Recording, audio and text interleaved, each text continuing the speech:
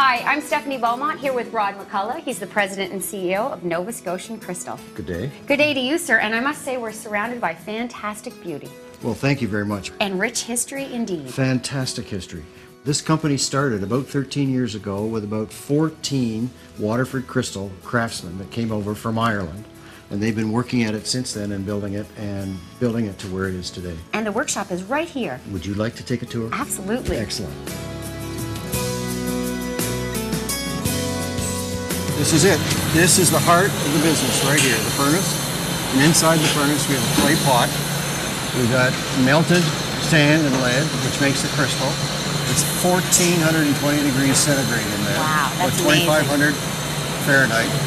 First step is that Brian here will blow a ball, fairly small ball. Okay. And his objective is to create the right size ball so that Brian Walsh, this guy here, when he comes out to make the actual glass, he gets the right amount of crystal.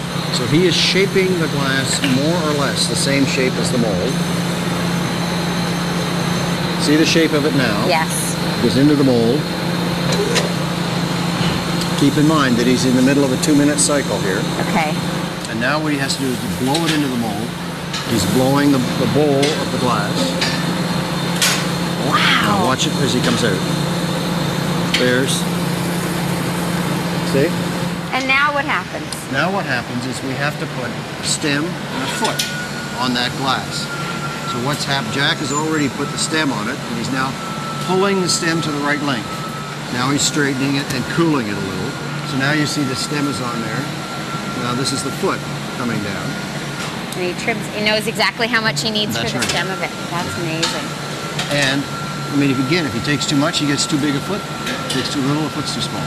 Now Mike will look at it, and again, he can tell by the color, primarily the color of the foot, as to when it's cool enough to be able to put it in the annealing oven.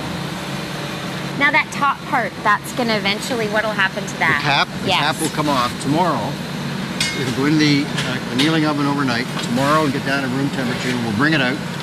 Then we'll cut that top off. And how about the patterns and things like that? Oh, that's the cutting process. Okay. And that happens tomorrow when we bring it out. So this guy here knows exactly what glass he's doing at any given time. They all have to. So as you can see, it's a very finely tuned process. Yes. Absolutely everybody depends on everybody else. And so now what we want to do is put a cut pattern on it. Okay. Okay.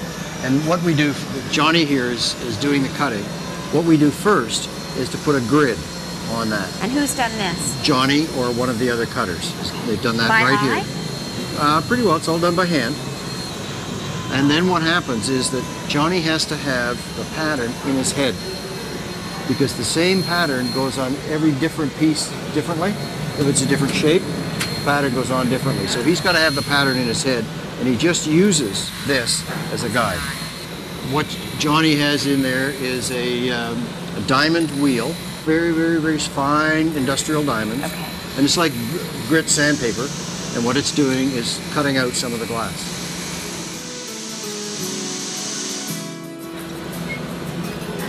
Thank you, John.